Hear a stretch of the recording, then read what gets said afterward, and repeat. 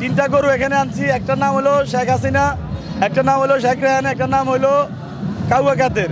তা হাসিনা বিরিয়ানি, রেহানা বিরিয়ানি, কাউয়া বিরিয়ানি আয়োজন করা হয়েছে এখানে।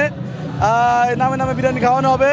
আর খাওয়া দাওয়া শেষে এখানে নিজে আওয়ামী লীগের পার্টি অফিস আছে, এখানে পায়খানা করে যাবে, এই জন্য এখানে করছি। আর এই কার্যালয়টা হয় জাতীয় টয়লেট হিসাবে বানানো হোক, আর তা না হলে আমাদের জুলাই আহত পোলাভাইন আছে, পোলাভাইনরে দিয়া দেখ, ইবা পোলাভাইনে খুব শীঘ্রটা নিয়ে যাইব। আপনারা সহযোগিতা করবেন।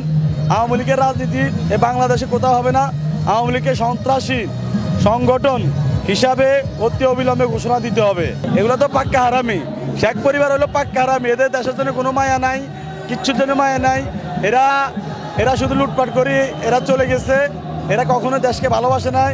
আওয়ামী লীগ শেখ পরিবার শুধু বাংলাদেশে আছে চুরি করতে, চুরি ছাড়া এরা বাংলাদেশে আসে না।